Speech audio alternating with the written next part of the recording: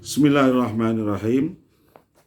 Sahabat sekalian, kita lanjutkan pembacaan kitab Majmu' Syarah Muhadzab yang membahas tentang orang yang gila dan orang yang pingsan, hubungannya dengan puasa Ramadan. Kemarin kita telah membicarakan hukumnya orang gila yang tidak orang gila pada bulan Ramadan, ya. Orang yang gila pada orang yang terkena gila, yang hilang akalnya disebabkan gila pada bulan Ramadan, yang tentu saja dia tidak bisa melaksanakan puasa karena dia gila. Itu sudah kita bahas kemarin. Sekarang tentang orang yang pingsan atau orang yang koma, ya.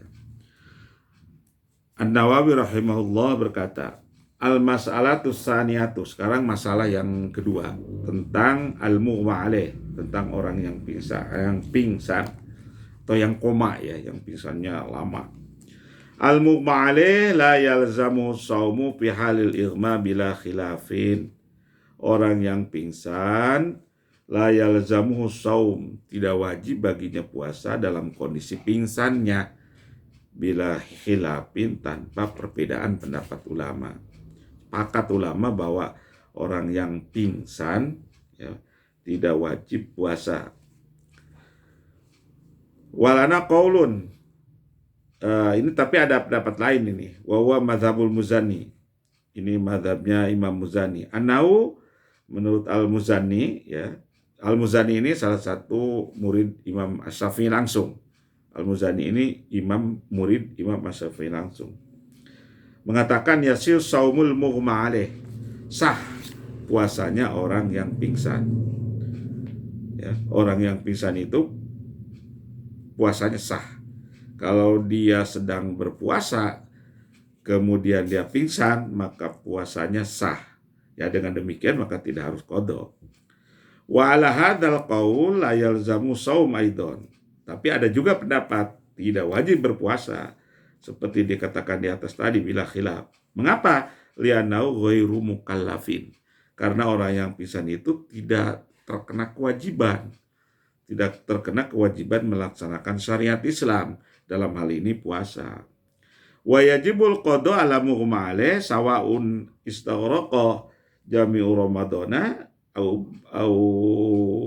ba'duhu lima dzakarul musannif.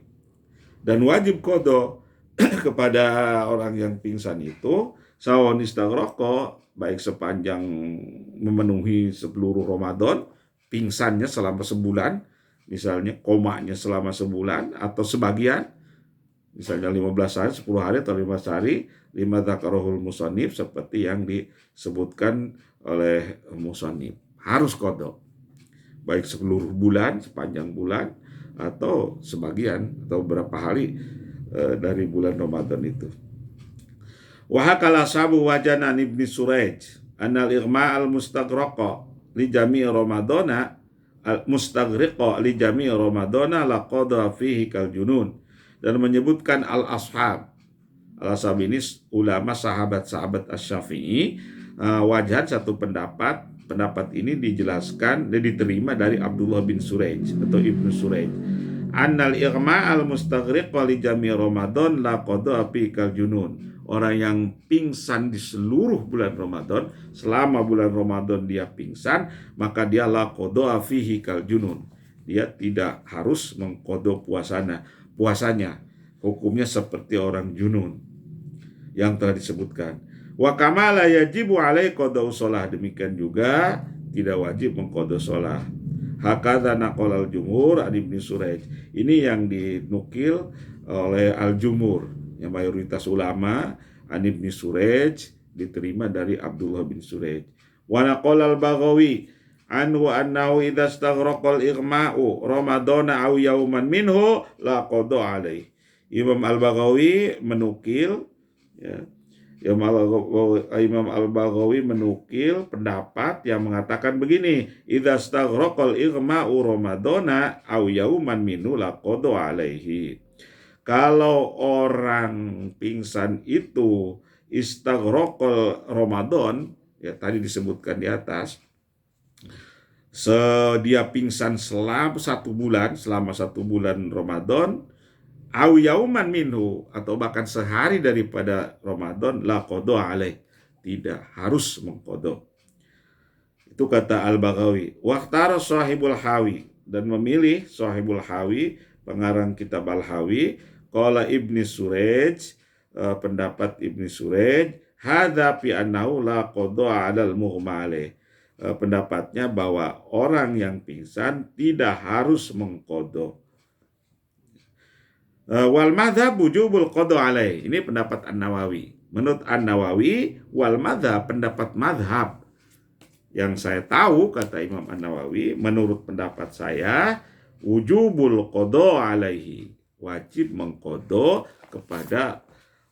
puasa yang kepada orang yang pingsan tersebut, puasa yang ditinggalkan oleh orang yang pingsan tersebut. Wa farraqal ashabu bainal junun wal ighma bima farraqal musannif. Dan para sahabat Syafi'i, para imam sahabat Asy-Syafi'i membedakan antara junun dan ighma, antara gila dan pingsan. Bima farraqal musannif, seperti juga al-musannif membedakan tadi di atas, ya. Dijelaskan di atas. Jadi para sahabat Syafi'i juga demikian, seperti halnya sependapat dengan Imam As-Siraji. Wa baina sholati wa baina saumi wa sholah, juga membedakan antara puasa dan sholat. Anna sholata tatakarraru, sesungguhnya sholat itu kan berulang-ulang. Payasiku qada'uha, maka sulit mengqada, susah mengqada puasa, kalau susah mengqada sholat itu. Bi khilafis saum, berbeda dengan puasa. Jadi ashab Syafi'i tentang orang yang ighma, tentang orang yang pingsan itu membedakan antara wajib qada puasa dan wajib qada sholat. Ashab Syafi'i mengatakan untuk sholat tidak harus diqada, karena sholat itu kan berulang-ulang, sehingga banyak, sehari saja sudah 5 kali, ya, sudah 5 waktu. Sebulan sudah berapa gitu, 150 kali. Maka payasuku qada'uha, susah mengqada'nya. Bi khilafi saum, berbeda dengan puasa. Kalau puasa kan hanya 30 hari, makanya puasa wajib qada bagi yang pingsan. Wa hadza huwal farqu baina qada'il haid as-sauma duna sholati. Ini juga kan beda, ini juga adalah pembeda antara qada saumnya orang yang haid dan qada sholatnya orang yang haid. Untuk orang yang haid tidak usah mengqada sholat karena susah, tapi puasa harus diqada. Itu sama dengan orang yang pingsan tadi.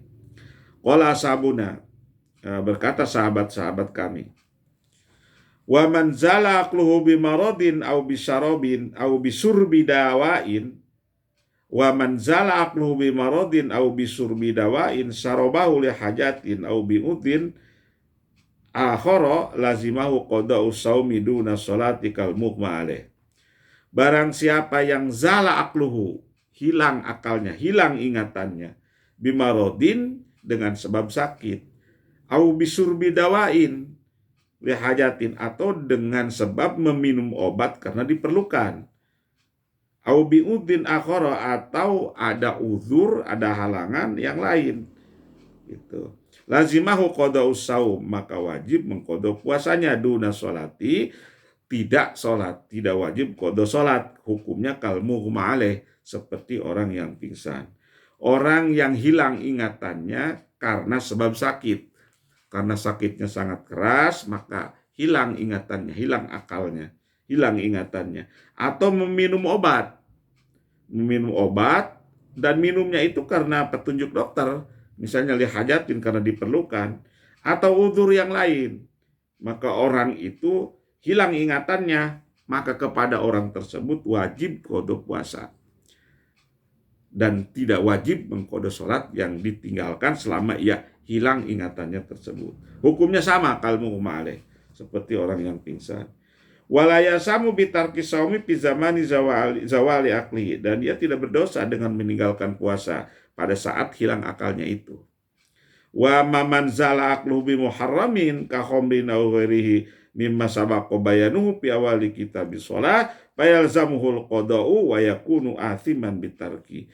Dan barang siapa yang hilang ingatannya bi muharramin karena sebab melakukan minum misalnya atau makan yang diharamkan, ya. Barang siapa yang hilang ingatannya, hilang akalnya, hilang ingatannya bimuharramin karena sebab meminum atau memakan yang diharamkan seperti meminum khamar atau lainnya, dan ini telah dijelaskan kata Imam An-Nawawi di awal kitab sholat, fayalzamul qada, maka wajib qada, maka wajib mengganti puasa yang ditinggalkannya itu. Dan sholat yang ditinggalkannya, maka wajib mengqada sholat dan puasa yang ditinggalkannya karena ada kesengajaan. Wa yakunu asiman bitarki, dan dia berdosa dengan meninggalkan sholat dan puasanya itu. Wallahu a'lam bishawab.